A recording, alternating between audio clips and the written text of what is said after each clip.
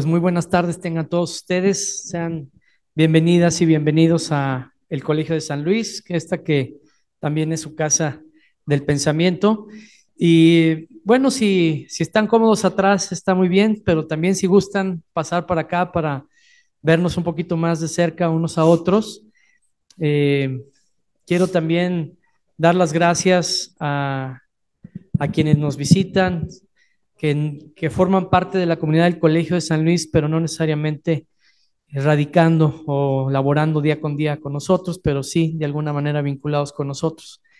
Y les comento que nos acompañan también por redes sociales algunos de personas que no han podido asistir y que están siguiendo este conversatorio en línea. Bueno, les doy un poquito de contexto. Quiero agradecer a mis colegas, y digo colegas porque todos los aquí presentes somos investigadores. Eh, Todas ellas y ellos forman parte del Comité Externo de Evaluación.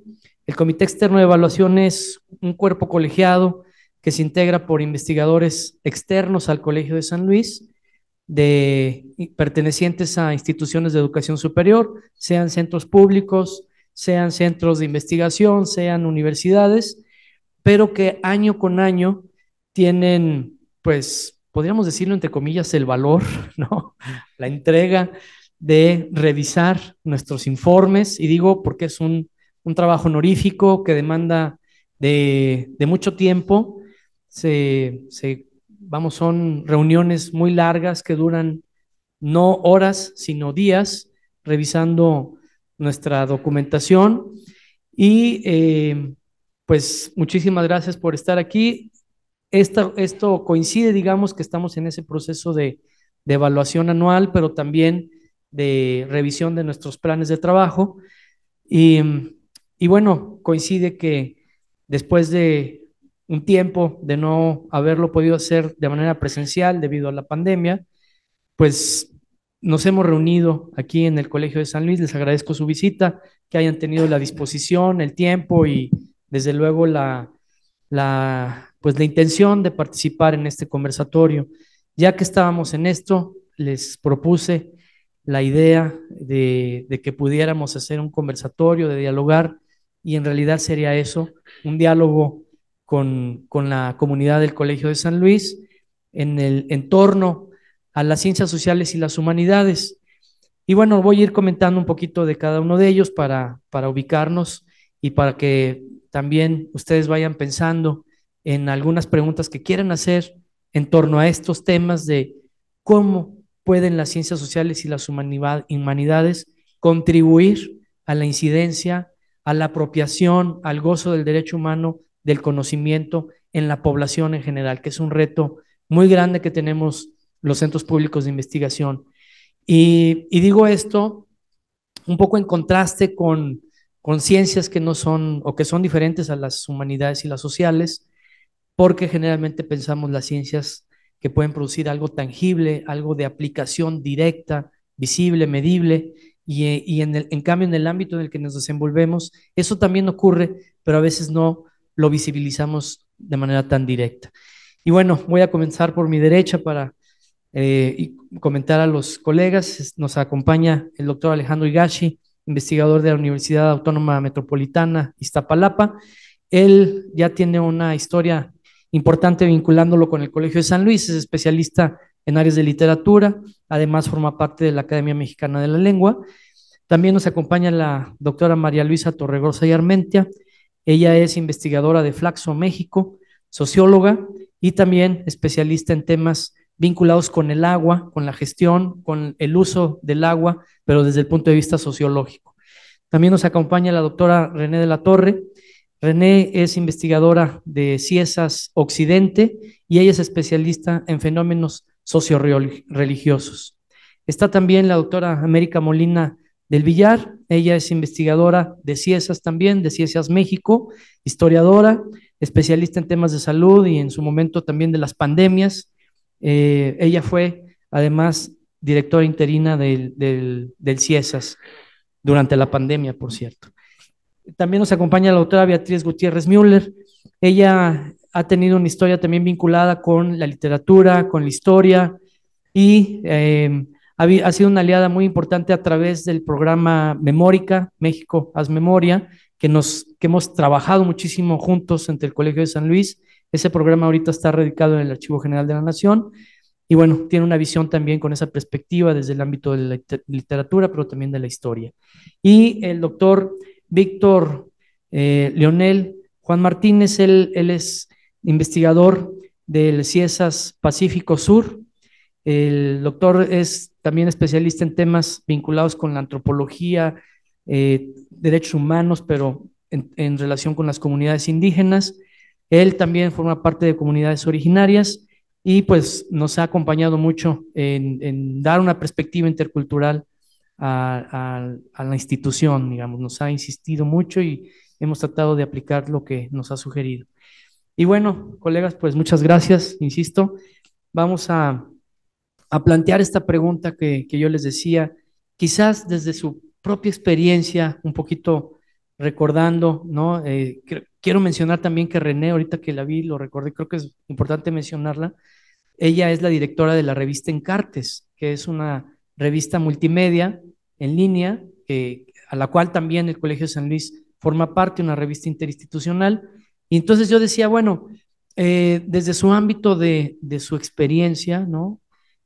¿Cómo podríamos ir esbozando una respuesta, digamos, en términos muy generales, muy sencillos, para dar pie también a que los presentes nos insistan o nos vayan dirigiendo un poquito también con sus inquietudes, ¿verdad? Entonces, no sé, de los presentes, ¿quién desee comenzar? ¿Quién se anima esbozando alguna idea? Tú, Mera. Creo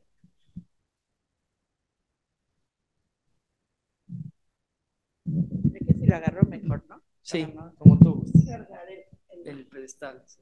el pedestal. Bueno, hola, buenas tardes. Ya me presentaron, soy Reina de la Torre. A veces cuando nos preguntan, sobre todo cuando estudiamos cultura, religión, esta pregunta de cuál es la utilidad, y a veces nos cuesta trabajo responder, ¿no? O cuál es la incidencia. Ayer platicamos que nos cuesta trabajo a veces responderlo porque la incidencia no es automática, no es algo medible. Al otro día, como por ejemplo, un periodista sí puede medir al otro día cuál es la incidencia de una nota o de una noticia, pero en nuestro caso, pues las temporalidades y la forma de realmente reconocer cómo incidimos en las formas de pensar de otros, pues tardan mucho más. Pero yo creo que es bien importante pensar que en la vida, pues existen categorías que nos hacen reconocer y a veces reconocer de forma indebida a los otros. Y vivimos en una sociedad en donde, si bien cada quien conoce su ámbito más cercano y cultural, vivimos en una sociedad diversa, pero escasamente plural. Y creo que ese, si lo puedo resumir de esa manera, ha sido de alguna manera la motivación, el reto, que es cuando yo trabajo sobre todo sobre diversidad cultural, sobre cómo va cambiando la religiosidad en un México que durante muchos siglos era en la cubierta católica, es decir, había otras prácticas y otras creencias bajo ese manto de catolicismo que incluso no eran aceptados o se veían como cuestiones de magia o de otro tipo de creencias, pero se decía, México es un país monopólicamente católico. Y en recientes años, pues hemos ido además cambiando a presencia de otras creencias, de otras prácticas, de otras religiones. ¿Qué pasa en un país que de alguna manera tenía el monopolio de la representación de la religión? Es que es un país muy poco apto realmente al reconocimiento de la validez de la diversidad de los otros. Y ese ha sido un reto, al menos desde quienes estudiamos diversidad religiosa, que ha sido trabajar, por ejemplo, además de nuestros estudios, colaborar con INEGI en el diseño del catálogo sobre diversidad de presencias religiosas a fin de hacer que una sola pregunta, que es ¿a qué religión pertenece usted?, realmente se pudiera utilizar en las respuestas teniendo un buen catálogo, porque sin un catálogo esa pregunta estaba realmente destinada a ser desperdiciada. Otras cuestiones, pues ha sido también ser invitada a situaciones en donde se han dado conflictos entre diversos grupos religiosos, por ejemplo, entre los birráricas, que aquí yo sé que es también territorio birrárica de alguna manera, con misioneros, sobre todo adventistas o testigos de Jehová, en la defensa de la cultura, pero en donde también nos han invitado de alguna manera a encontrar estas posibilidades de diálogo de paz. Y yo creo que ese es un papel importante. Y un tercer papel, pues, ha sido el que nos ha tocado también, pues, colaborar con el Departamento de Asuntos Religiosos en México, de Gobernación, en donde hemos también, pues, presentado parte de nuestros avances de investigación en conferencias donde participa representantes de la diversidad religiosa en proyectos de paz.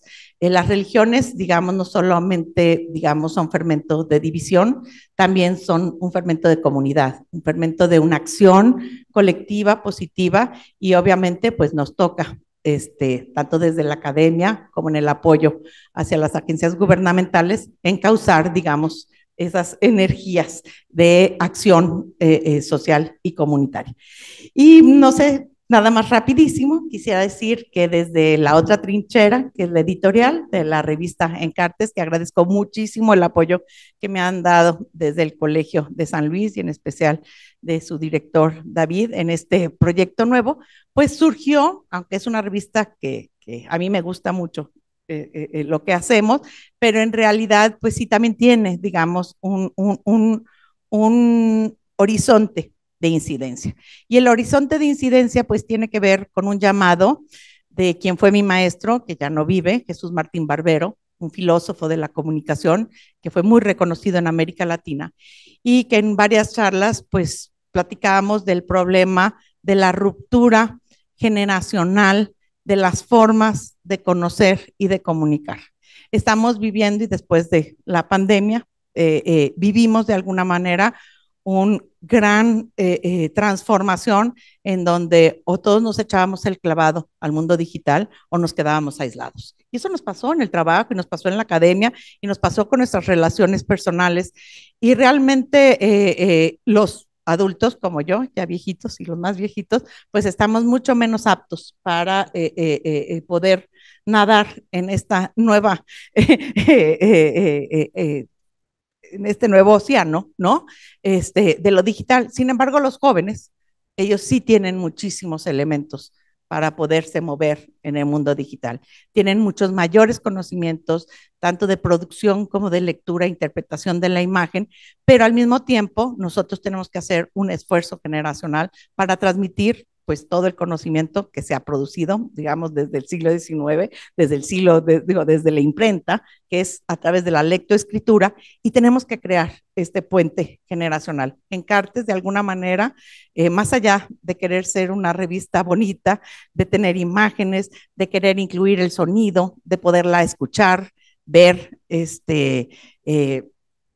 lo que busca en el fondo es esta incidencia de crear esta especie de puente intergeneracional entre dos formas de producción de un conocimiento y en donde el conocimiento científico tenga un lugar.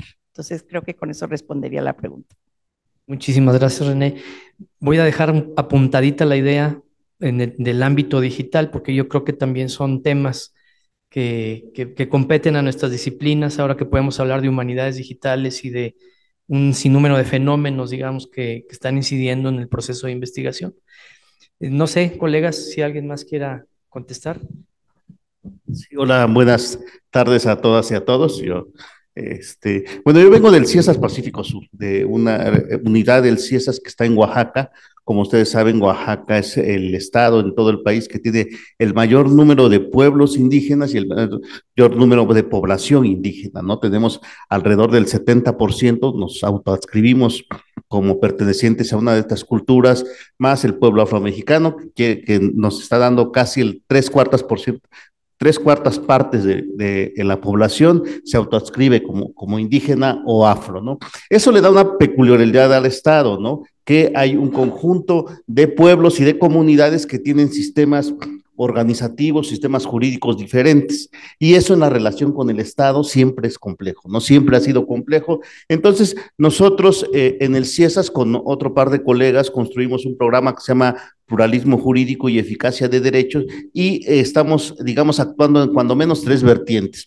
La primera es que damos acompañamiento a las comunidades indígenas que así lo requieran, ¿no? Las asesoramos, les damos capacitación, las acompañamos en distintos procesos de consulta, de relación con el Estado, etcétera, ¿no? Estamos ahí muy cercanos al movimiento indígena y a estas comunidades, entonces hay una relación muy directa entre nosotros y las comunidades indígenas. La segunda vertiente tiene que ver mucho con esta presencia de estos sistemas diferenciados y la relación con el Estado. Hay una demanda muy exhaustiva, muy fuerte, por ejemplo, de peritajes antropológicos, ¿no? El Estado no sabe, no tiene, no está diseñado para entender a las comunidades indígenas, ¿no? Entonces, siempre tiene una lente liberal muy fuerte, y resulta que las comunidades tienen una lente diferente, diferenciada.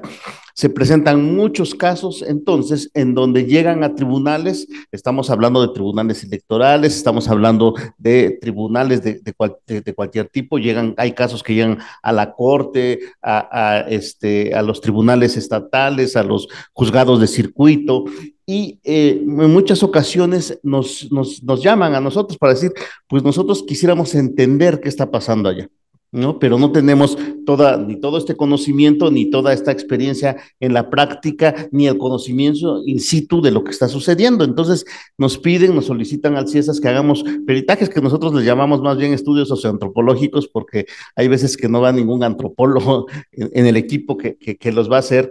Y hemos hecho bastantes peritajes en los últimos años, y algunos han sido de gran trascendencia, ¿no?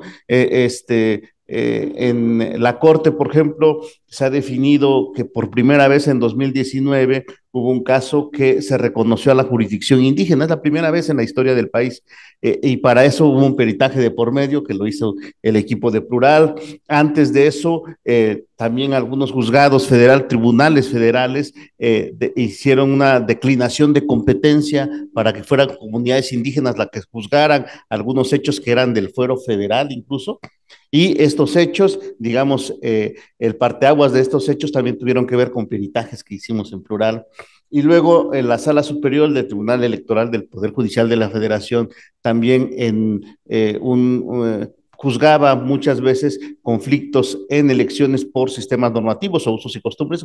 Oaxaca es el único estado que las reconoce en su constitución y en su normatividad, y tenemos 418 municipios, eran 417, a partir de hace 2 semanas ya son nuevamente 418 municipios que se rigen por usos y costumbres para elegir a sus ayuntamientos, y muchas veces se presentan conflictos internos. Nosotros hemos hecho una decena, cuando menos, de peritajes, y entre ellos hay cuando menos un par varios, digamos, pero cuando menos orientaron a la variación de criterios de la Sala Superior del Tribunal, que reconocen ahora las autonomías indígenas, incluso en los ámbitos submunicipales, ¿no? Eso también es parte de lo que hacemos, estos peritajes, y bueno, podríamos hablar muchos casos que se han presentado. Y finalmente, el tercer elemento en el que trabajamos con mucha fuerza también es el buscar hacer investigación aplicada, ¿no? Hacemos investigación, pero buscamos que el producto de esta investigación se traduzca también en una relación bien con las comunidades, bien con las instituciones estatales, para que haya variación y para que puedan considerar los elementos que de ahí salen, ¿no? En Oaxaca, por ejemplo, se construyó en los años 20 y 21 y 22 construimos un protocolo del Poder Judicial, un protocolo de coordinación entre jurisdicción indígena y jurisdicción estatal. Es el primero que existe en América Latina de esta naturaleza y fue un convenio entre el CIESAS y el Instituto Nacional de los Pueblos Indígenas y el Poder Judicial de Oaxaca, ¿no? Realizamos un estudio muy amplio de investigación sobre mecanismos de rendición de cuentas en regiones indígenas también, y podemos decir que parte de esas conclusiones también han sido retomadas por el INPI para orientar su política en términos del reconocimiento a las comunidades como sujetos de derecho público, en reconocimiento a sus instituciones comunitarias para la rendición de cuentas, para la Contraloría Social. Entonces hay distintos estudios que hacemos y los enfocamos. Ahora mismo el INPI está levantando un catálogo de comunidades indígenas y parte de la gestación de la construcción o la orientación de estos instrumentos también fueron motivo de estas discusiones que tuvimos desde el CIESAS con Plural y con los colegas del INPI para que se fuera orientando, ¿no? Entonces, digamos que esos son los tres grandes rubros en los que podría yo situar de primer momento lo que estamos haciendo desde ahí. Muchas gracias, Víctor. ¿Alguien más que quiera comentar en torno a?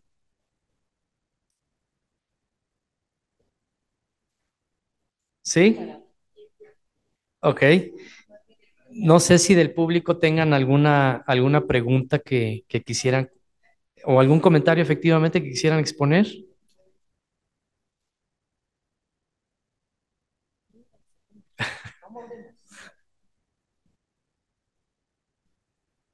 Sí. Buenas tardes, un gusto estar aquí con ustedes el día de hoy. Eh, la verdad es que me cuesta mucho trabajo, espero ser tan estructurada como fueron los dos profesores que me antecedieron. Pero por lo pronto, el punto de partida que yo voy a tomar es mi experiencia como investigadora de una problemática que no puede ser abordada desde una sola dimensión, que es la problemática del agua, como lo sería cualquier problemática ambiental. Y salir de un disciplinamiento como es el ser un sociólogo y empezar a compartir.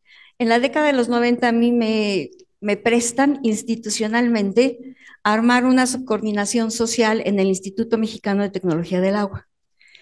Y allí, obligadamente, tengo que empezar un diálogo interdisciplinario realmente muy fuerte.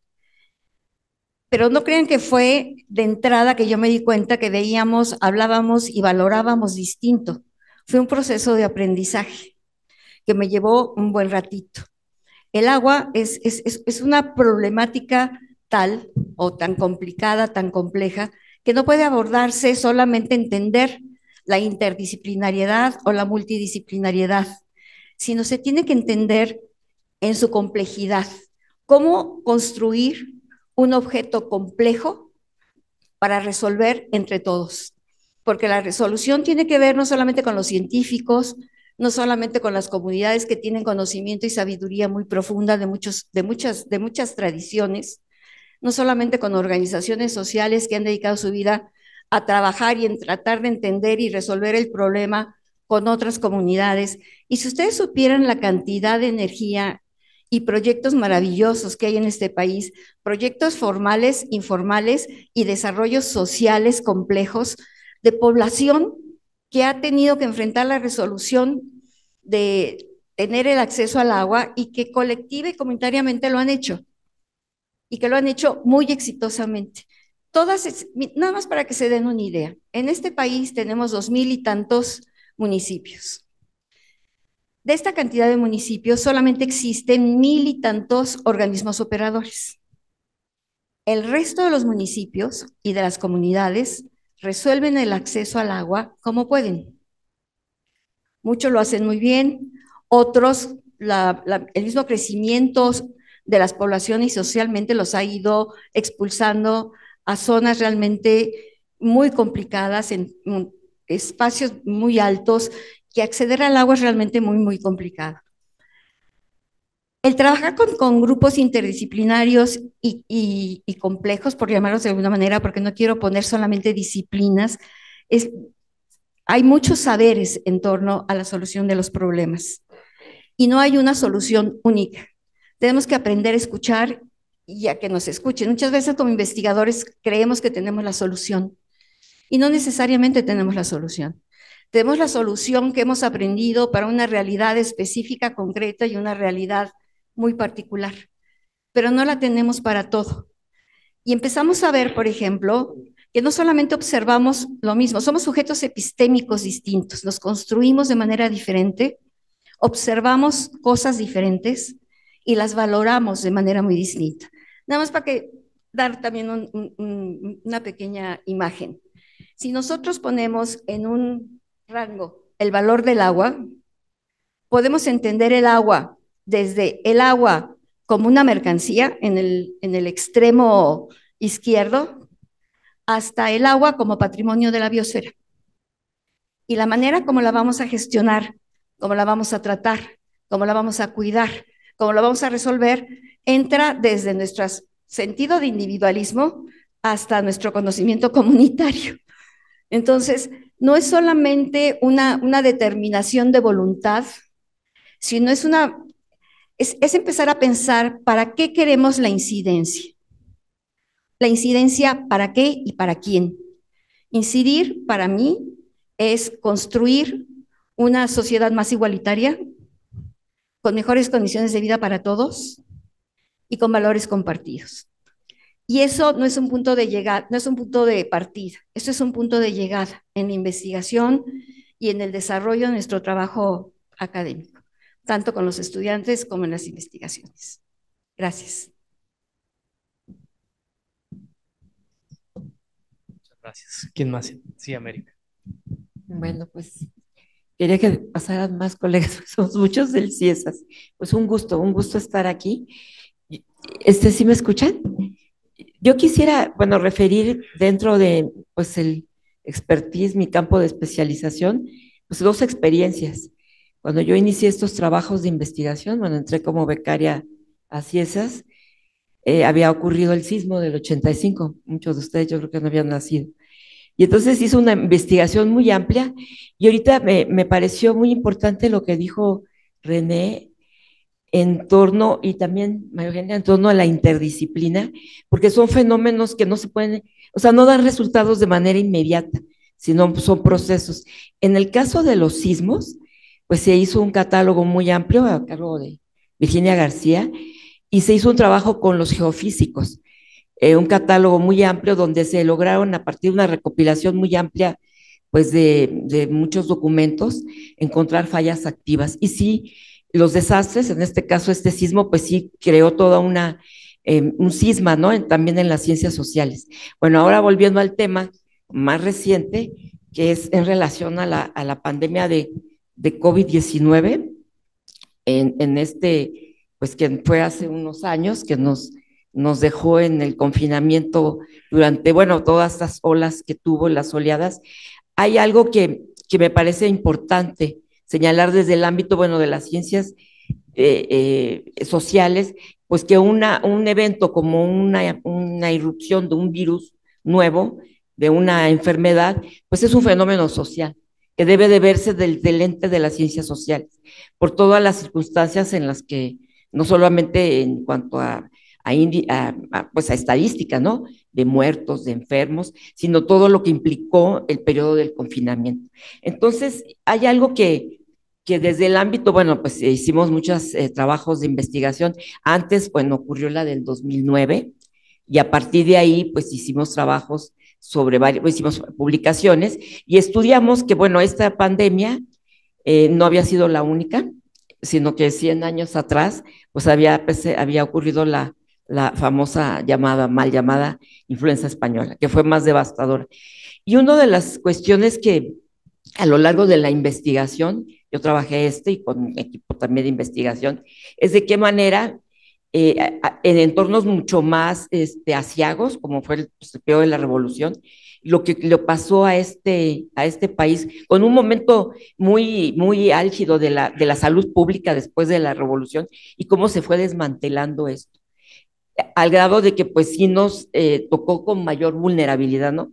Por el tema pues, de la privatización de los servicios de salud pública. Ese es un aspecto que a mí me parece que es lo que deja la historia, la experiencia, que no estábamos preparados ni vamos a estar, porque no va a ser la última, en tanto nosotros tenemos pues una relación con el entorno, con el ecosistema, estamos invadiendo nichos ecológicos y bueno, pues la zoonosis ahí está.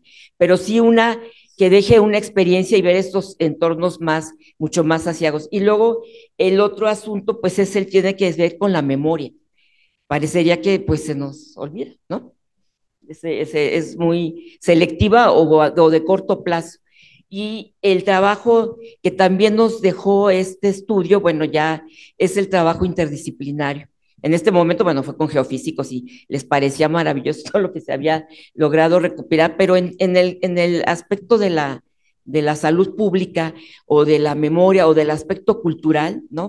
Yo creo que sí se está aprendiendo, la gente ya está usando el cubreboca, ¿no? Se aísla eso mismo, ellas mismas, ¿no? Entonces, como ver estas oportunidades digo, no sé, todavía es muy reciente, se está trabajando, se está investigando y bueno, pues pues que son 3 años, ¿no? Que salimos de esto.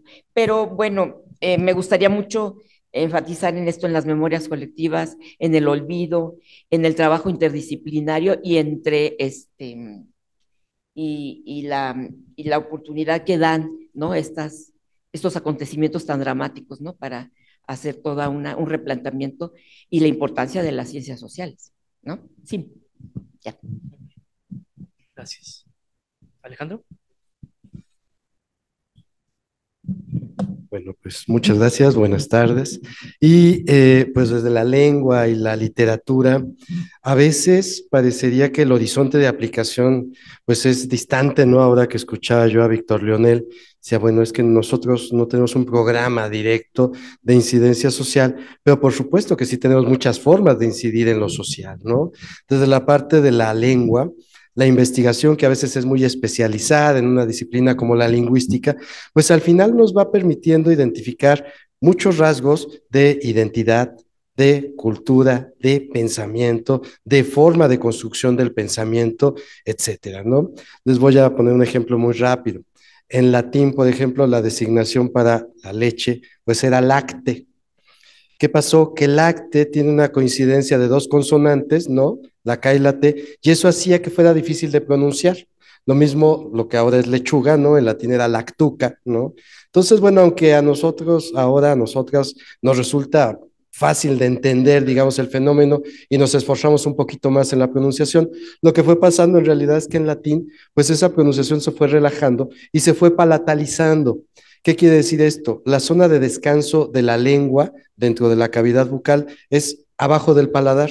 Entonces, donde mejor y más cómoda se siente la lengua, pues es justo abajo del paladar. Entonces, claro, en posiciones complejas como lacte y lactuca, lo que hizo la lengua fue relajarse y quedarse en una zona intermedia donde ni se adelantaba ni se atrasaba, se adelanta como dental y se atrasa como glotal, y se quedó ahí descansando y nos dio lechuga y nos dio leche. ¿Ya que voy? Que en el español actual tenemos muchísimas resoluciones iguales que hablan de nuestra identidad, en especial en el español de México. ¿Cómo le llamamos coloquialmente a un hot dog en México? Porque la pronunciación y la grafía norteamericanizantes, estadounidenses, son hot dog. Pero la realidad es que nadie llega a un carrito en la calle a pedir un hot dog. Uno llega directamente a pedir un jocho. ¿Qué es lo que pasó? Que había una colindancia de dos consonantes, la T y la D, que además son dentales, es decir, las dos se pronuncian en los dientes. Hay que adelantar la lengua hasta los dientes y hacen hot dog. Eso es complicadísimo. El hablante lo resolvió y dijo jocho, es decir, palatalizó y pues dejó en un fonema que además es coloquial y gracioso, ¿no? Entonces, esos son elementos del español de México, que de hecho, si vamos al diccionario del español de México, de la Academia Mexicana de la Lengua, el diccionario de mexicanismos, pues vamos a ver que la grafía no es con H, porque la realidad es que nadie aspira a la H de ataj. Todo el mundo lo pronunciamos con J y en el diccionario de mexicanismos de la Academia Mexicana de la Lengua, pues está con J. Entonces, bueno, son elementos que a lo mejor están en un alto nivel de especialización, pero que eventualmente pues van bajando y nos dan esos elementos de identidad, ¿no? Si nosotras vamos a España a pedir un jocho, pues nadie va a entender qué queremos, porque allá están esperando que pidamos un perro caliente, ¿no? Y bueno, pues todas estas variantes dialectales y que tienen que ver con identidad, ¿no? En el caso de la literatura, y pongo un ejemplo muy rápido, hace varios años, una amiga que quiero mucho me invitó a un congreso de literatura aplicada que además iba a tener financiamiento de una gestoría que tenía sus oficinas en Londres y que estaba pensando en poner oficinas en México. Yo le dije a mi amiga que participaba, pero que necesitaba más información. Me dio la información y tuvimos ya una reunión de trabajo con el dueño de la gestoría, que bueno, pues era un griego que había vivido en Italia, en fin, personas de estas que han viajado por el mundo. Le pregunté, oye, bueno, ¿en qué consiste tu gestoría? Fundamentalmente su gestoría lo que hacía era identificar problemas de tejido social en empresas y resolverlos. Es decir, si en un banco una de las autoridades del banco se portaba de una manera inadecuada con el resto de la población y el resto de los trabajadoras se sentían agredidos o que había abusos de autoridad, etcétera, pues esta gestoría entraba en acción, analizaba el problema y lo resolvía. Yo le dije, bueno, ¿y dónde entra la literatura? Bueno, pues la literatura servía como un banco de datos de experiencias para venderles a las personas que estaban interesadas en resolver el problema. Muy rápidamente, en un banco había este problema, se notaba que la autoridad de una persona era fundamental, pero se sentía como cierto abuso, ¿no? Bueno, lo que hicieron fue el equipo de trabajo, ¿no? Hizo una lectura de Pedro Páramo, de Juan Rulfo, identificó cuáles eran los posibles escenarios de reorganización del tejido social de este grupo y lo resolvió. Y yo le dije, oye, bueno, pero cuando tú vas al banco, a ver, porque además, bueno, esta gestoría, para tener oficinas en Londres, pues no cobraba 3 euros en ese momento y ahora, pues, lo que sea. Era un trabajo caro, pues. Y le decía, oye, bueno, y ustedes, pues, le dicen a su cliente que se están inspirando en una novela mexicana de Juan Rulfo, y me dice, no, por supuesto que no. Esa es nuestra arma secreta, o sea, y es una herramienta con la cual sí trabaja el equipo, ¿no? De pensamiento, el think tank, ¿no? O el tank, trabaja el equipo de pensamiento con eso, pero en realidad a quien contrata el servicio nunca se le avisa, ¿no? Entonces, bueno, creo que a veces no somos conscientes del poder de la literatura, pero en el fondo la literatura no es otra cosa más que un conjunto de experiencias, sean fantásticas o sean vividas, objetivizada, ¿no? En forma de un objeto literario, ¿no? Entonces, pues de alguna manera es pedazos de vida, experiencias vividas, ¿no? Pero que a la hora de estar en el papel, pues podemos gestionar de una manera muy diferente a como lo hacemos cuando nos pasa algo, ¿no? Cuando tenemos una experiencia traumática en la vida real, pues nunca la resolvemos bien. ¿Por qué? Nos quedamos pensando, me dijo tal, yo le hubiera dicho tal cosa. Porque claro, lo estamos viviendo en el momento que lo estamos viviendo sin posibilidad de objetivarlo. La literatura lo ha objetivado para nosotros, para nosotras, y a partir de eso es que podemos volver a ella, ¿no? Y pues analizarla, que es finalmente lo que hacemos en estudios literarios, y de ahí pues sacar experiencias, ¿no? Importantísimas. Entonces, bueno, pues al final es la lengua, ¿no? ¿Quiénes seríamos sin la lengua? Probablemente no seríamos mexicanos, mexicanas o las nacionalidades que hay aquí, ¿no? La lengua nos identifica al 100%. ¿Y qué seríamos sin la literatura?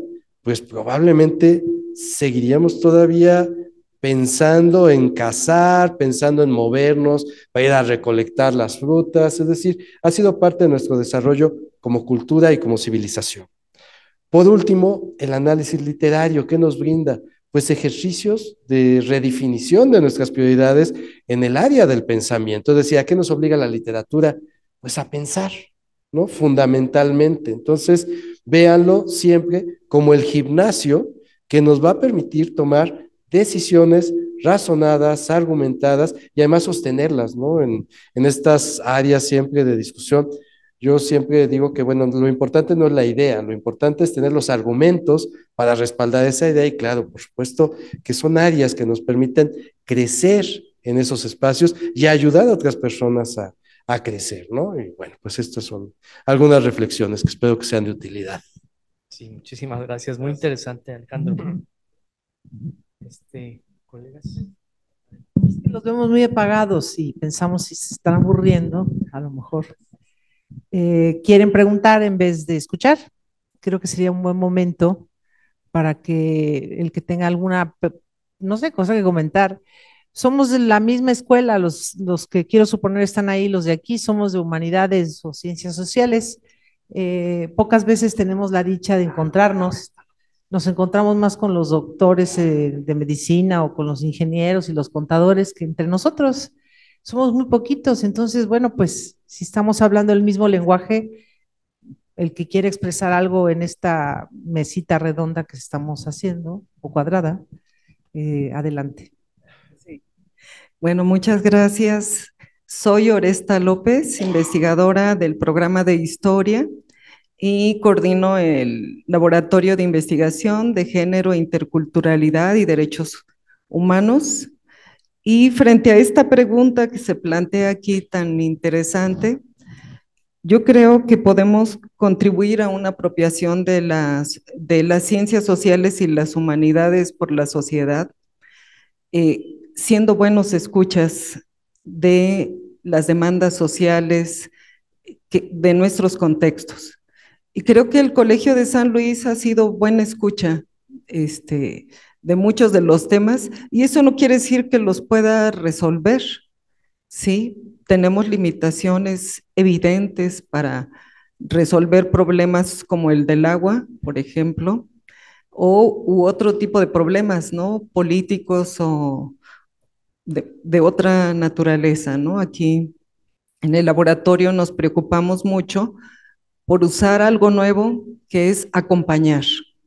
Acompañar con lo que puede dar la academia, que es la producción de conocimiento crítico para que haya una intervención social, para que haya toma de decisiones dentro del funcionariado, para que se vea también, se le ponga más lucidez, yo diría, se le ponga más lucidez a los problemas sociales, porque no nos satisface cómo lo están haciendo en diferentes áreas. No, nosotros podemos ser esa mirada crítica que contribuye constantemente a elevar el nivel del debate y ponerle lucidez a los problemas sociales. Entonces, bueno, esto desde luego obliga a las instituciones, a los académicos a estar muy atentos. Pero por otra parte, somos evaluados en formas rígidas, ¿no? Sobre el tipo de productividad académica que esperan de nosotros, ¿no? Yo creo que todas las instituciones tienen una gran tensión para sacar las publicaciones, no se diga CIESAS, no se digan un montón de lugares que tienen una lista interminable de publicaciones que no salen y que es la forma de hacer pública la construcción de conocimiento tradicional que tiene la academia. No obstante, estamos innovando, creo que también al hacer estos conversatorios, también con la sociedad, con los actores estratégicos de nuestras temáticas, innovando también en las estructuras, en los proyectos, en las convocatorias, en los proyectos interinstitucionales. Creo que hacemos ese gran esfuerzo, pero creo que también hay que reconocer eso, ¿no? La necesidad de que la apropiación requiere una mejor escucha, un mejor diálogo, una mejor colaboración también para el cambio de las mismas instituciones, ¿no? Nosotros como Colegio de San Luis tenemos programas que sí son más interdisciplinarios y otros que son todavía tradicionalmente integrados a fortalecer un conocimiento especializado desde las disciplinas.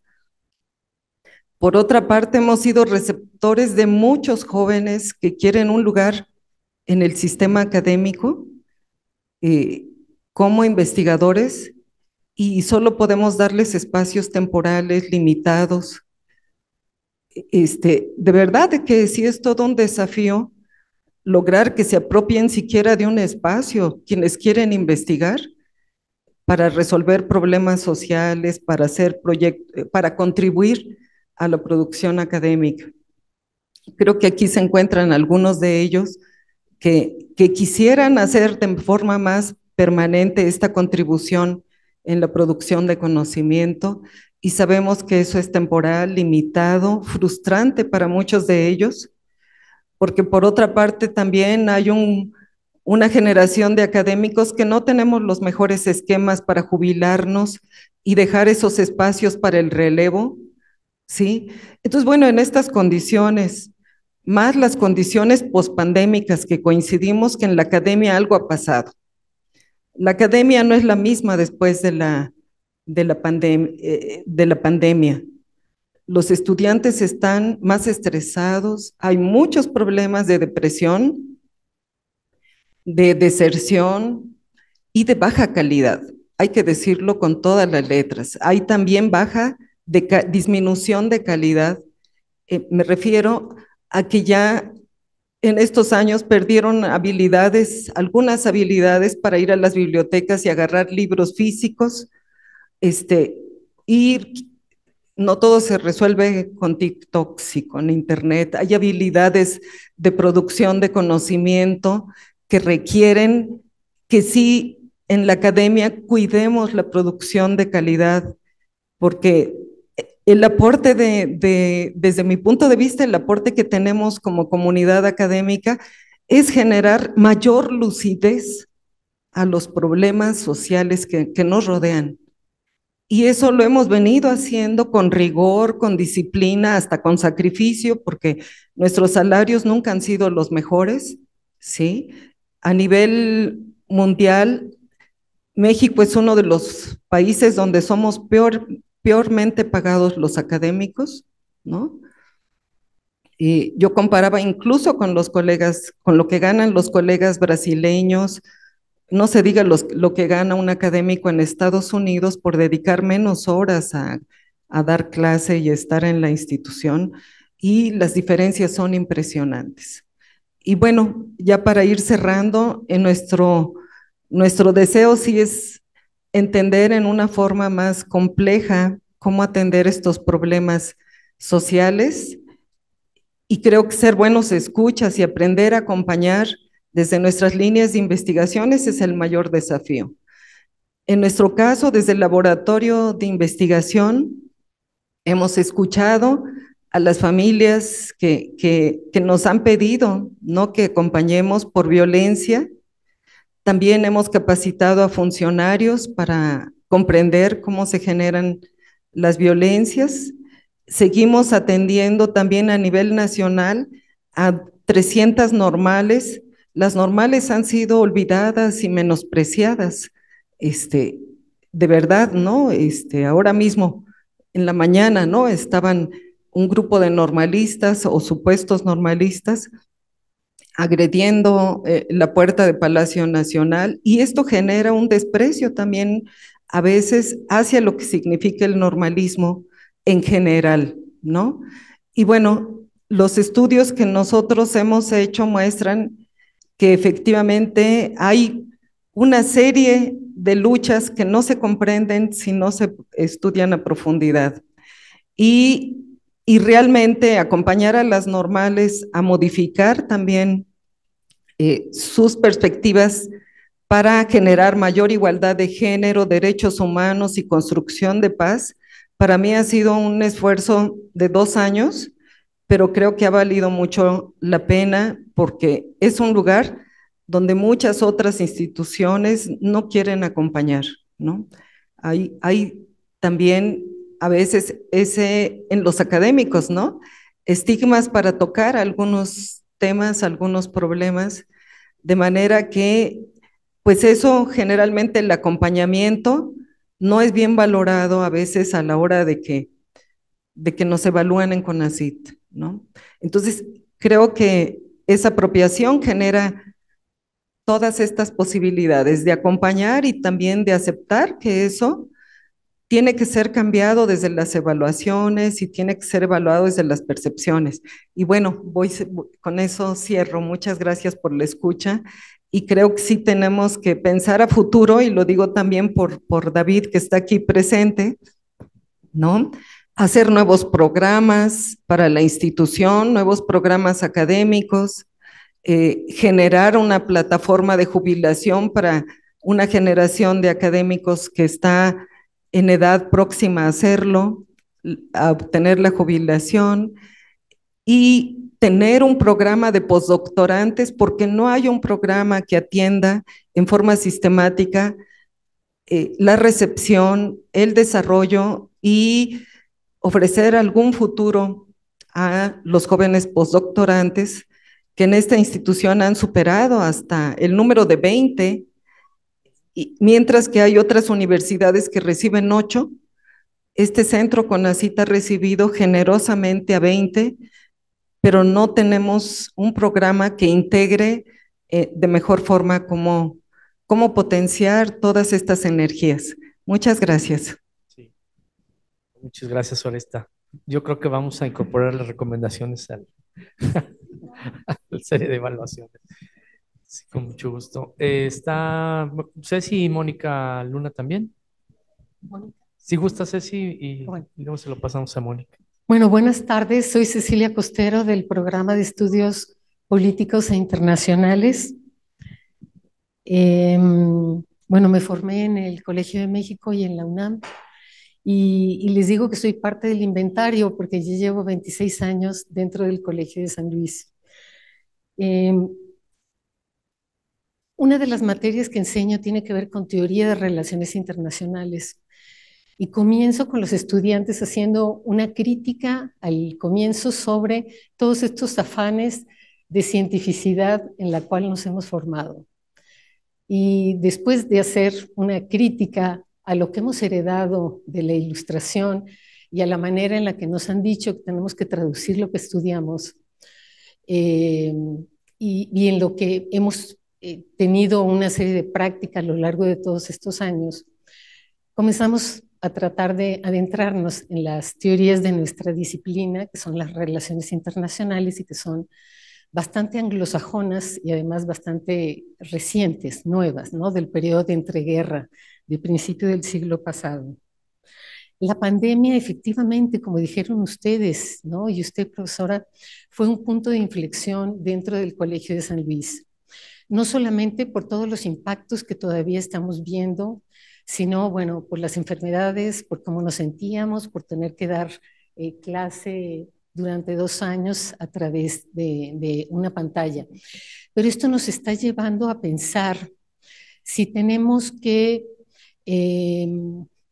acortar un poco los programas de estudio, por ejemplo, en el caso de licenciatura, o si tenemos que tener otras posibilidades de titulación que vayan más allá de las tesis, que para nosotros eran algo importante como centro público de investigación, si tenemos que apoyar a los estudiantes en otras variantes. Coincido plenamente en que las cuestiones hídricas o los terremotos tienen mayores desastres en territorios que son ya históricamente han sido más vulnerables, ¿no? Concretamente he estado estudiando impactos locales de inversiones extranjeras que no han respondido a los intereses de comunidades locales en México, que han tenido que ver con manejo de residuos industriales, con cuestiones de minería, y en este momento estamos viendo cómo entidades federativas como San Luis Potosí, que es muy importante en el origen, pero también en el tránsito de la movilidad humana, responde a los temas de la migración y del refugio, principalmente. El Colegio de San Luis ha sido fundamental para mí, para todos los que hemos crecido también dentro de esta institución, porque ha ayudado a vincular diversos sectores sociales. Por supuesto que ya no podemos llevar a cabo nuestros proyectos de investigación a partir de los libros, tenemos que salir de las oficinas, tenemos que salir del Colsan, indudablemente. Y ha sido fundamental el Colsan en cuestión de refugiados, que es lo que estamos viendo en este momento, con organismos internacionales, no solamente Organización Internacional para las Migraciones, concretamente ACNUR, y secretarías estatales y sectores empresariales que están empleando a personas cuya vida corre riesgo en sus países de origen para poderlos insertar o integrar laboralmente. El Colsan, les repito, ha sido un puente para la escucha, como decía mi querida Oresta, pero también para ayudarnos a pensar entre todos cómo podemos resolver problemas que a todos nos aquejan. Hay muchos otros temas de actividades internacionales que nos interesan y siempre decimos los provincianos, para hacernos sentir importantes, que las relaciones internacionales ya no son una prerrogativa del gobierno federal, que las entidades y los municipios y las localidades también llevan a cabo una actividad internacional, que es la que tratamos también de rescatar, visibilizar y comprender y ver. Lo que más trabajo nos cuesta, profesor, a veces es ponerle un verdadero título a las tesis o a los trabajos. En un coloquio reciente en el Colsan decía un compañero, es que póngale un título que sea más una metáfora, porque a veces parecería ser que el lenguaje no es suficiente para expresar lo que queremos traducir. Y me despido diciéndoles que, bueno, un tema que nos interesa y también nos preocupa es qué está pasando con estas recetas del Estado-Nación, como nos dijeron principalmente, bueno, en algunos pueblos desarrollados en aquel entonces, en el siglo XVII, de cómo entender los Estados-Nación.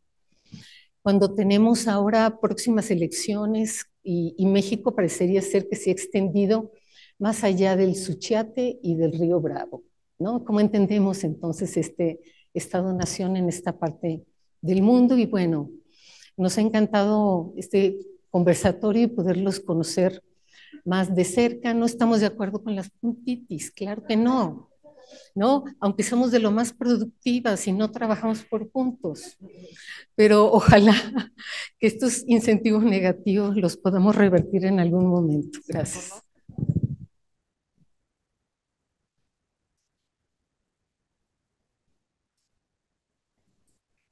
Hola, buenas tardes. Soy Mónica Luna, soy antropóloga del programa de estudios antropológicos.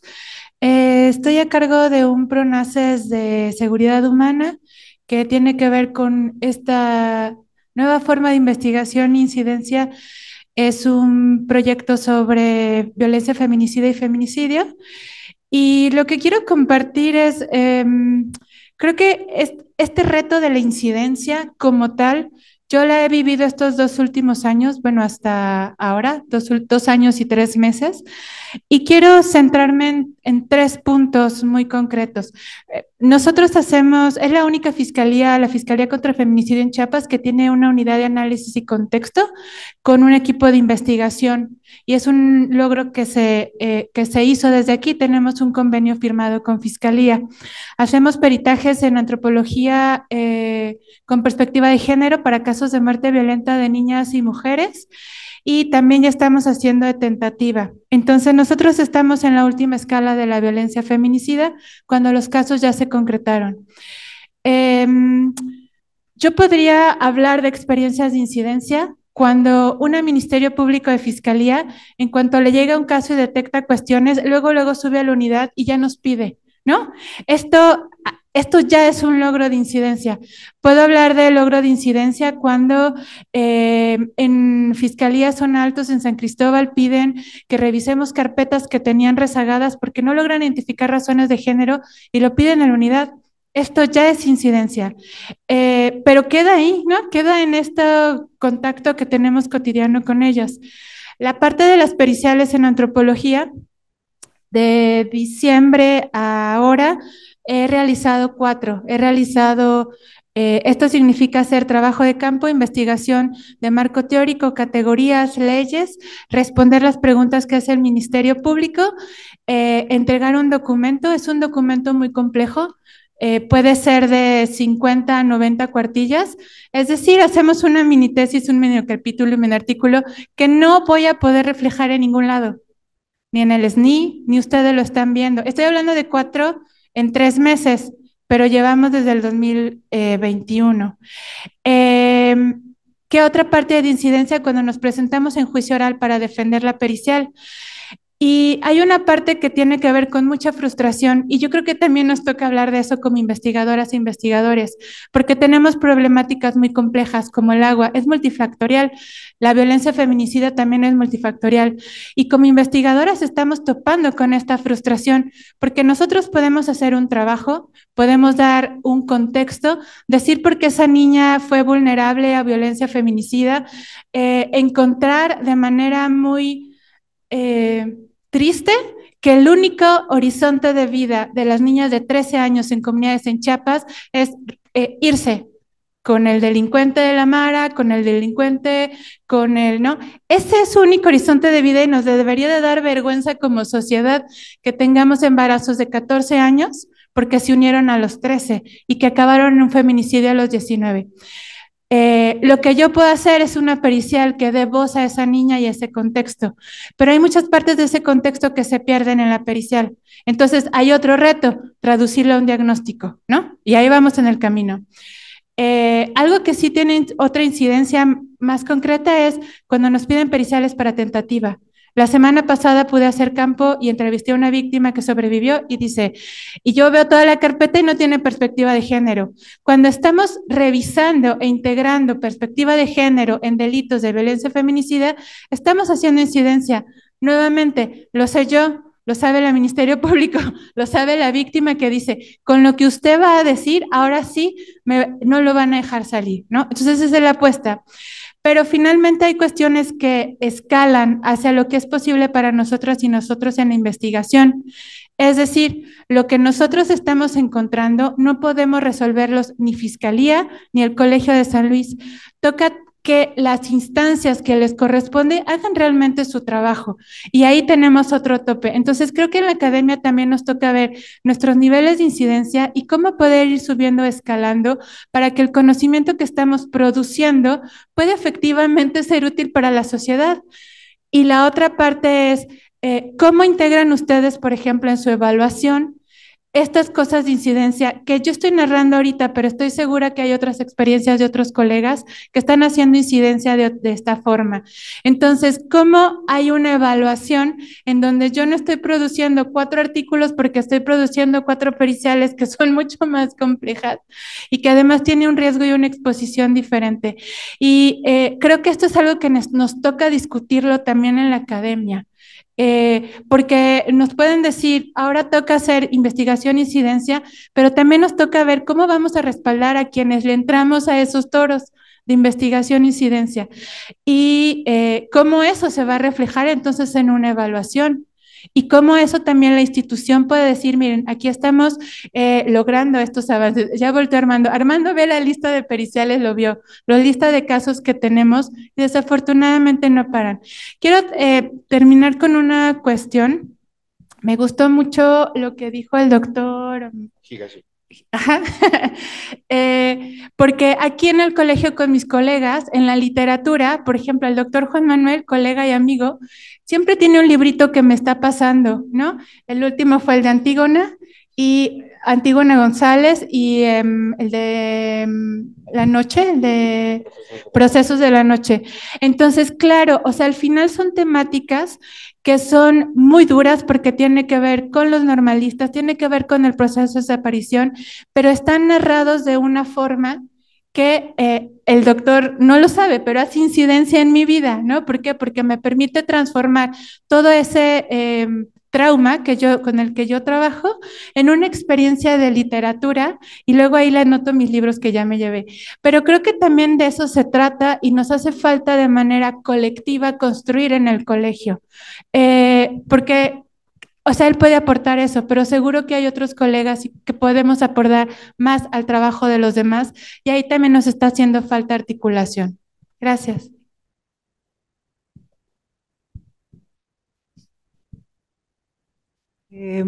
¿Quiere alguien más preguntar? Es que me gustaría replicar lo que comentaste tú.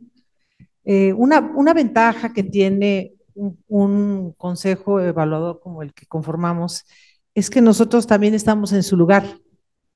Es decir, nosotros no somos unas personas que trabajan en el mundo ejecutivo y que las contratan para venir a opinar. No. Nosotros en donde trabajamos vivimos exactamente los mismos problemas o situaciones con sus variantes y no me van a dejar mentir mis colegas, también a nosotros nos evalúan como individuos, como posgrado en el caso donde yo estoy, como instituto en el caso en el que estoy, como universidad autónoma. Entonces, es verdad que se va mucho tiempo en complacer a funcionarios que están sentados viendo que piden. Eso es muy cierto. Y nosotros tenemos que responderlo porque si no lo hacemos, empiezan las amenazas que nos quitan el estímulo, la beca, no sé qué, o sea, es paradójico, ridículo, pero es la realidad. Entonces, esa es una parte muy buena y extraña de este comité porque se supone que deberíamos ser inadvertidos, ¿no? Y somos el comité que los evalúa. Entonces, eso está bueno. Es un acto de transparencia por parte de CONACYT que nos invita, porque se ve que entonces antes ya habían escuchado la importancia que tenía que estas instituciones no las evaluaran los técnicos, sino nosotros. Eso es una consecuencia y eso que quiero dejarlo por ahí. Y la segunda es que también a la vez los que estamos aquí provenimos de diferentes disciplinas y nos obsesionamos unos con la ñ y otros con la J y otros con la K, pero al final todos acabamos en la incidencia social. Yo creo que lo que tú afirmas es muy cierto. Tiene que existir la sensibilidad para evaluar y dejar cada día más atrás ciertos esquemas del pasado que ya no nos responden a las preguntas de cómo evaluamos, incluso nosotros como profesores. Nos pidieron muchos puntos y cuando evaluamos la calidad o la consistencia o la congruencia, ¿no? Por ejemplo, es muy importante en la evaluación, en mi opinión. Entonces, a manera de réplica, lo que tú dices, una parte buena de ser evaluados por un grupo de colegas es que nosotros estamos en su lugar, o sea, cuando nos vayamos de aquí, vamos a volver al lugar donde trabajamos a recibir otra vez los cuestionarios y dinos de los puntos y tú cuántos becarios tienes. Y ahorita, por ejemplo, está activa la convocatoria para el Sistema Nacional de Investigadores, que es todo un tema también. Hay que llenarlo en una plataforma, aunque se han vuelto flexibles, no deja de ser una plataforma y uno platicando en un sentido hasta romántico, si quieren, con una máquina. Pero en la práctica es espantoso porque esta parte del encuentro siempre se va a requerir, como decía la colega, a veces solo falta escuchar, es lo único, esa es la solución. Y ahora sí ya. ¿Por acá? Sí, buenas tardes. Mi nombre es Celeste y soy estudiante de la maestría en Historia.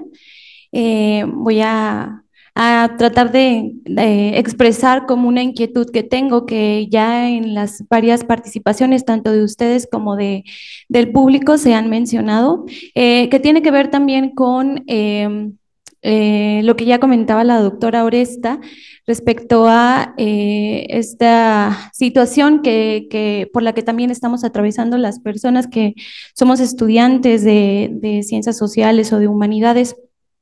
Y justo creo que también antes de lanzar como la inquietud, es como importante considerar que pareciera que se nos exige muchísimo en el sentido de pensar sobre la incidencia al exterior, pero también al interior de los centros públicos, ¿no?, de investigación. En este caso, lo que tengo que compartir es algo que tiene que ver con lo que pasa al interior de los centros públicos de investigación, porque evidentemente creo que es preocupante que a lo mejor no son muchos los estudiantes, pero que se ve se toma ahora estudiar un posgrado porque no hay trabajo afuera. Entonces, es preocupante, o sea, a mí me preocupa la cantidad de personas que están egresando y en dónde se van a emplear.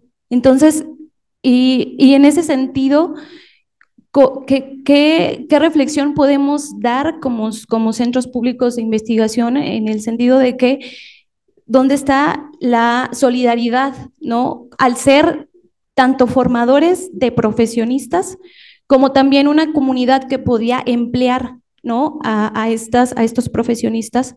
Llego a este punto porque hay un problema también muy fuerte en en los centros públicos de investigación al emplear a personas como prestadores de servicios profesionales.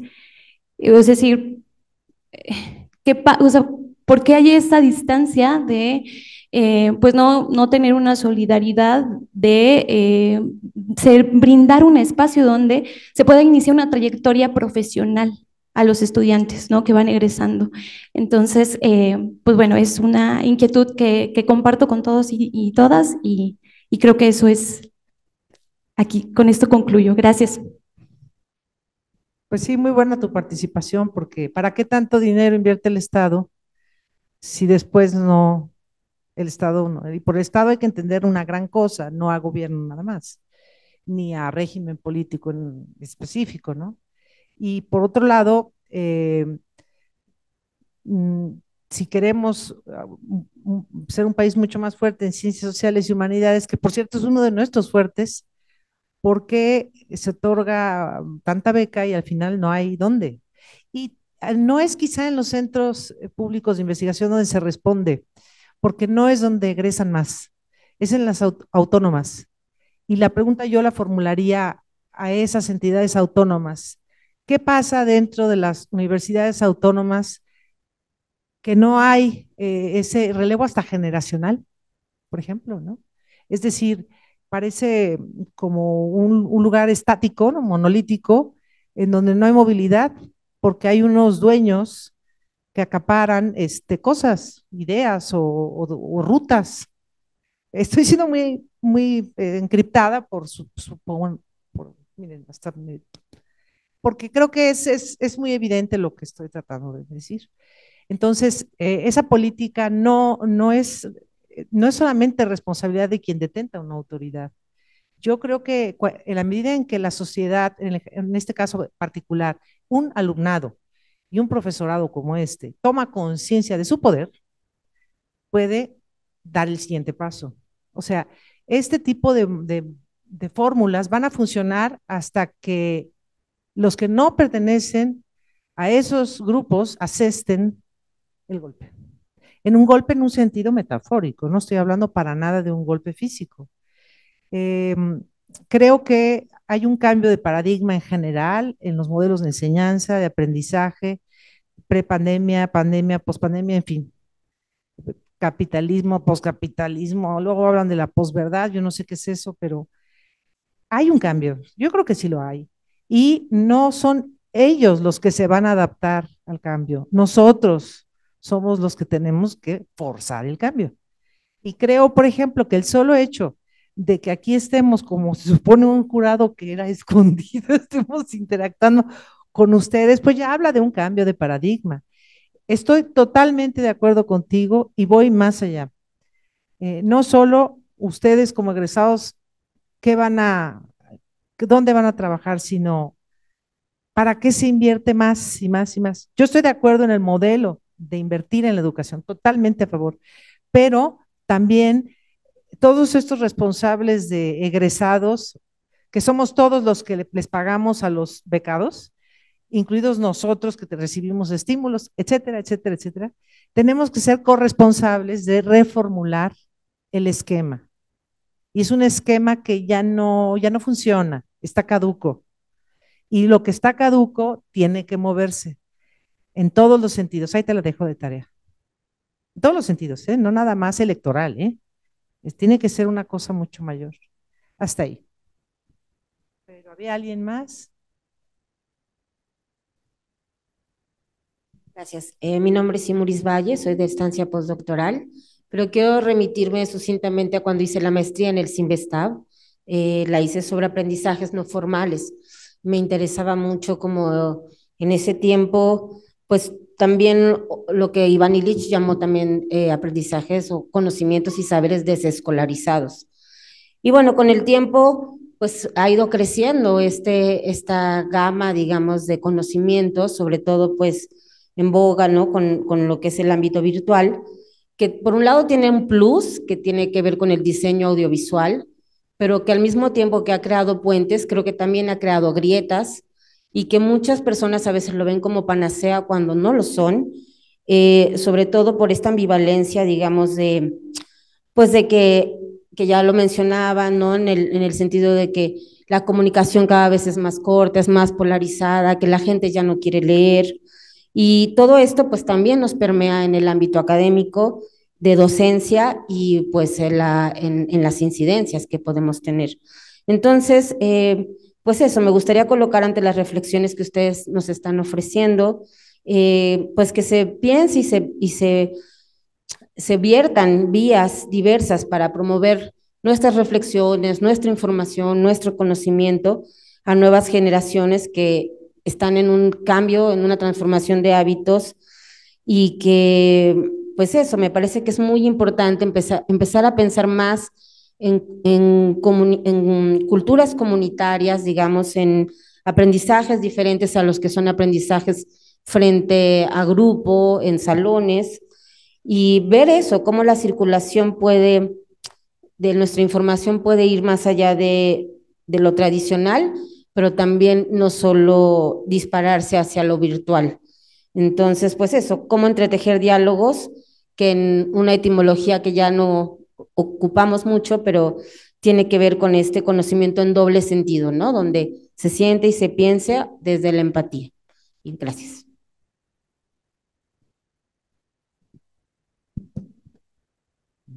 Quisiera, no, yo voy a hacer un comentario. Sí, porque aquí nos podemos. Pues yo creo que un par de comentarios más y ya, a lo mejor de ustedes también para ir perfilando un cierre.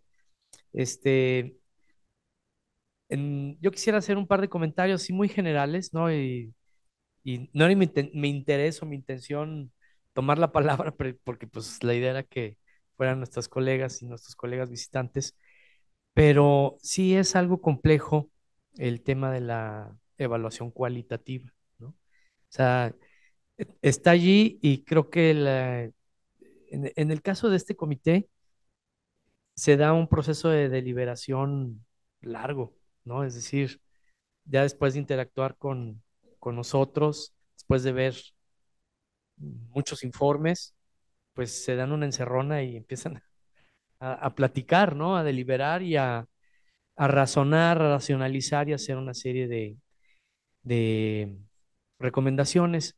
Pero comento esto porque justo el año pasado estuvimos en un proceso de cambio donde hemos tratado de diseñar indicadores diferentes, más ad hoc a lo que hace el Colegio de San Luis. Tienen que ser todavía cuantitativos, pero están más orientados a nuestro quehacer cotidiano. Y tenemos que encontrar respuestas a incorporar temas como los que refirió Mónica, ¿no? Es decir, por un lado está todo aquello que la propia naturaleza de la academia en general nos pide, ¿no? Pero por otro lado, aquellas otras cosas que hace el Colegio de San Luis que identificamos como importantes dentro de nuestro objeto social, ¿cómo las podemos ir documentando? Y ese es un reto, o sea, verdaderamente es un reto porque no nada más tan periciales, puede haber iniciativas de ley, puede haber recomendaciones de política pública, puede haber muchísimas cosas. Y todo eso exige, pues, no solamente el esfuerzo intelectual, sino una serie de investigación previa, ¿no? De acumulación de experiencia. Y por otro lado, con el tema de la empleabilidad, creo que también tenemos un reto. Nosotros nos manejamos con licenciatura y también tenemos posgrado, pero sí creo que hay un rezago educativo que nosotros lo padecemos en el nivel medio, por ejemplo, ¿no? En el nivel medio, medio superior, vemos que hay pues sí, un desafío muy grande como país Y eso, por ejemplo, nos representa una barrera que no está en nuestras manos, en nuestro poder completo resolver, que es precisamente abrir las puertas de estos centros públicos de investigación que además no cobran un solo peso para impartir educación, ¿no? Que tienen perspectiva inclusiva, intercultural, pero sí notamos que quienes vienen de escuelas públicas traen un rezago educativo muy fuerte y ahí estamos contribuyendo al círculo vicioso de crear solamente algunos sectores con éxito académico, ¿no? Entonces, ¿cómo hacemos para que desde el nivel medio esto se pueda ir transformando? ¿Verdad? No es algo sencillo. Pero por otro lado, en lo que existe en nuestras manos, creo que es en redefinir las líneas de investigación para que nuestros egresados puedan tener una visión más amplia de la realidad social y por ende puedan tener también una mayor, un abanico más grande de oportunidades en donde poder encontrar oportunidades de empleo, ¿no? Y esto lo hemos visto, por ejemplo, me quedó muy grabado el coloquio de egresados de antropología que se realizó el año pasado, donde los propios egresados, no solo del colegio, sino de otros centros o universidades, mencionaron que ya no se están solamente, ya no están mirando en su horizonte la vida académica, están mirando en su horizonte de trabajo otros aspectos, como por ejemplo la antropología digital, la mercadotecnia, el trabajo en empresas para resolver temas ¿cómo se llama?, de falta laboral, ¿no? De rotación laboral, etcétera. Y eso me llama mucho la atención porque tradicionalmente la antropología se vinculaba mucho solamente con la vida académica, ¿no? Pero eso me llama la atención en el sentido de que como centros, como cuerpos académicos, tenemos que redefinir nuestras líneas de investigación, ¿no? Yo creo que eso es algo muy importante. Bueno, no sé, colegas, si alguien de ustedes o del público, sí, Julio. Gracias.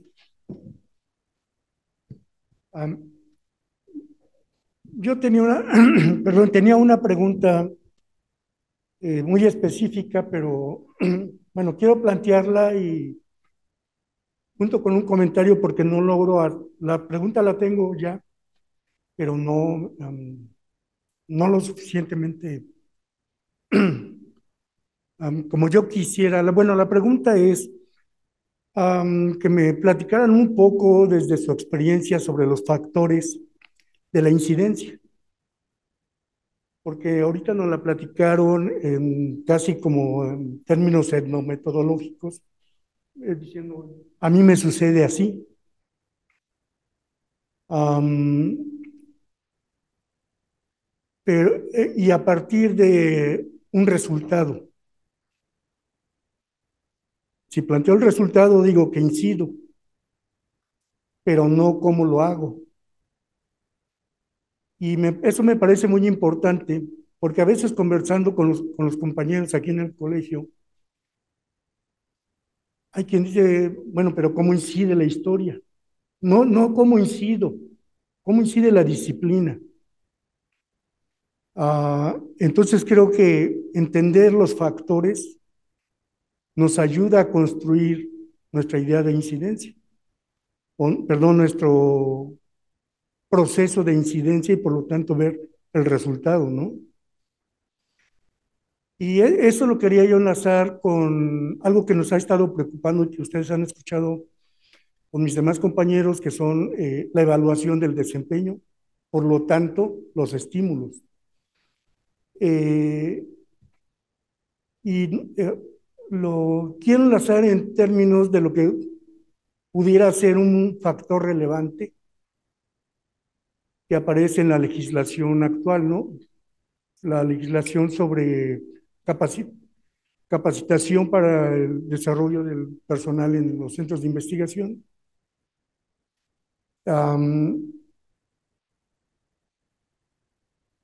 Y sería algo así como otra pregunta, ¿cómo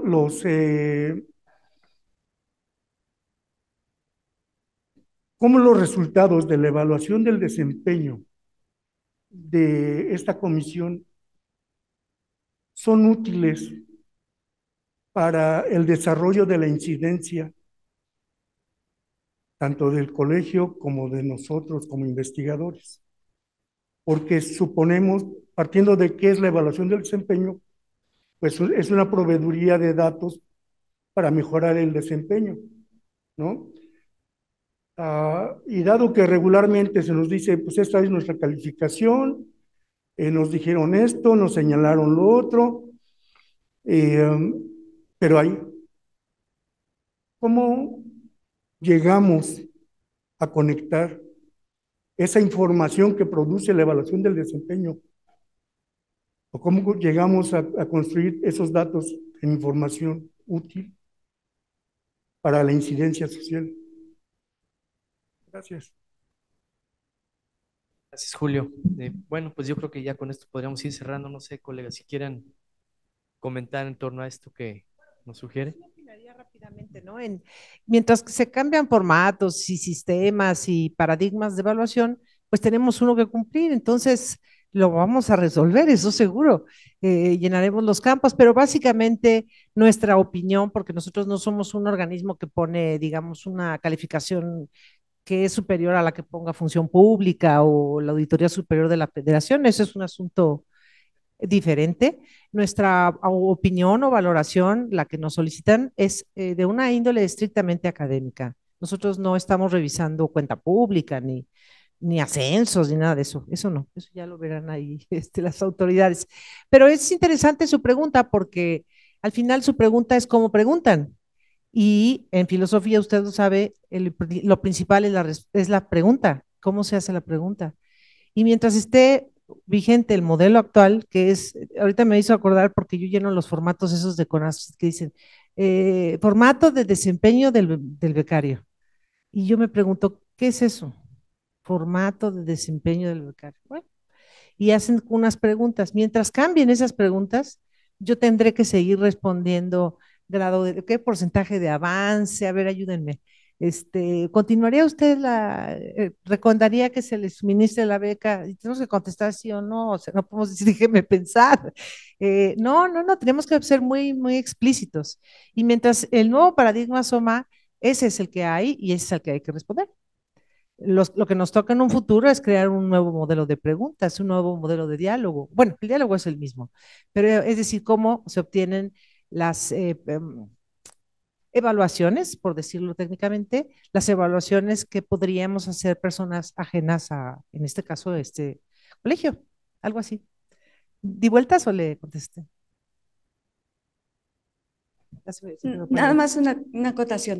Yo complementaría lo que dice Beatriz diciendo, hasta donde entendí, su pregunta es, ¿cómo incide lo que ustedes hacen en la evaluación en la mejoría de nuestras funciones? Por eso, del colegio. ¿Cómo incide nuestra evaluación en la mejoría y desempeño de ellos en el colegio? Sí. Bueno, si es así, lo que dice Beatriz es, estamos acotados a una evaluación que tiene un formato y que tiene un objetivo y que está definido en muchos sentidos. Pero, y les juro que no es guayabazo, ¿para qué nos sirve a nosotros esta evaluación? Primero, para la toma de conciencia de qué tenemos y qué no tenemos, y qué tienen ustedes y qué no tienen. En esa comparación, porque como decía Beatriz, estamos muy ubicados en la misma situación que ustedes están, lo que hacemos es sugerir cómo pueden, qué valdría la pena para que lleguen a los indicadores que les piden. Pero, ¿qué puede hacer la institución para apoyarlos a que lo hagan? Y ahí sí está la sensibilidad del director para ir mejorando. Ustedes, no sé si ustedes lo sepan, lo han de saber. Cómo creció en un porcentaje altísimo la participación en el SNI de la planta de profesores del colegio. Bueno, no fue por nuestra intervención para nada, es un trabajo que viene haciendo el colegio desde hace mucho tiempo, pero tomaron la determinación de que apoyarían desde la dirección y desde toda la estructura para que ustedes contaran con los insumos para poder participar en el SNI.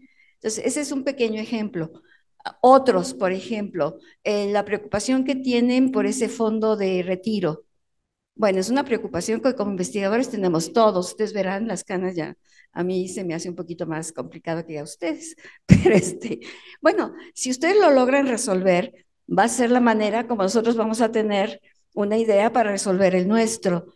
Y así va la cosa. Entonces vamos aprendiendo. Hay muchas cosas que uno aprende viendo el funcionamiento de una institución que no podemos ver en la propia, que es la verdad, pero ustedes no la muestran. Y a partir de ahí, esto retroalimenta no solamente a su institución, sino a las nuestras.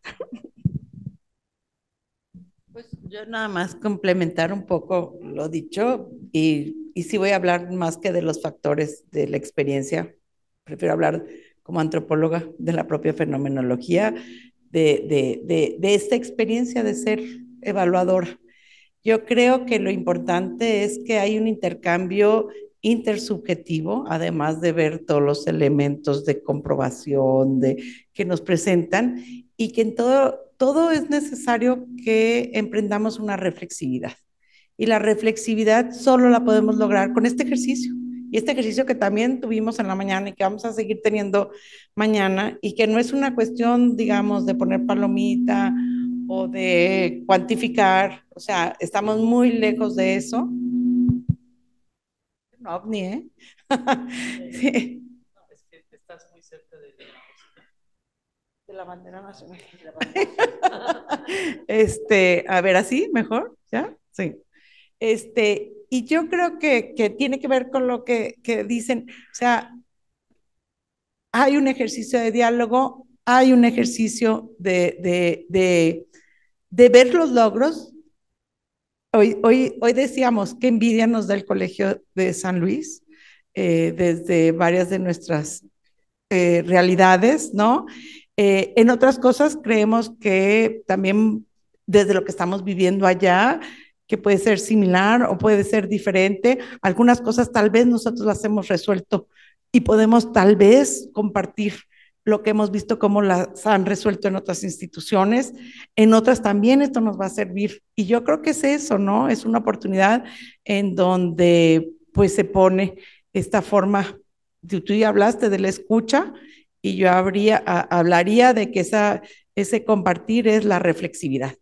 Y efectivamente tenemos muchos problemas y muchos problemas que yo creo que nos agobian y que más allá de una respuesta así como a la incidencia, sí hay muchos momentos en que decimos y realmente lo que hago vale la pena, y sobre todo cuando vemos esa imposibilidad de reproducción de nuestro propio trabajo académico en las nuevas generaciones. El trabajo que al menos creo mi generación como maestros, como directores de tesis, le invertimos es enorme y a veces es bien frustrante también saber que no podemos crear equipos de trabajo y que exactamente no estamos tampoco consolidando todo aquello que realmente nos ha exigido, yo creo, muchísimo trabajo como generación. Entonces yo creo que es una frustración compartida. Qué bueno que la escuchemos desde ambos lados y que eso nos lleve exactamente a pues buscar salidas conjuntas. Pero lo único que quiero decir es que esos sentimientos de frustración, pues yo creo que son compartidos, lamentablemente. O sea.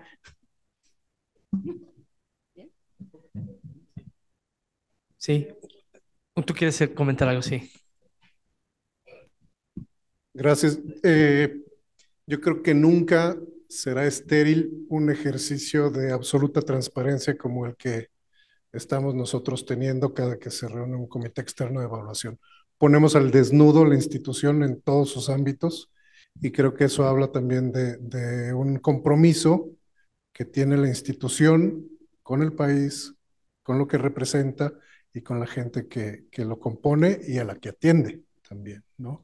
Entonces, bueno, pues, ¿cuál es la incidencia que tiene un ejercicio como este? Bueno, justamente al presentar y desnudar la radiografía misma del Colegio de San Luis, la retroalimentación se da por añadidura y nosotros pues obramos en consecuencia. Sí ha habido muchos cambios en el colegio en los últimos 2 años que tienen justamente que ver con recomendaciones que ha hecho este comité.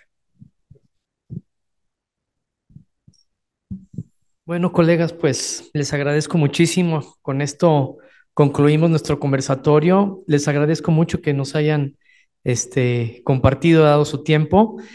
Quienes nos escucharon en redes también, muchísimas gracias. A los compañeros de medios que también están aquí presentes, se los agradezco. Y bueno, colegas, nos vemos entonces en la próxima.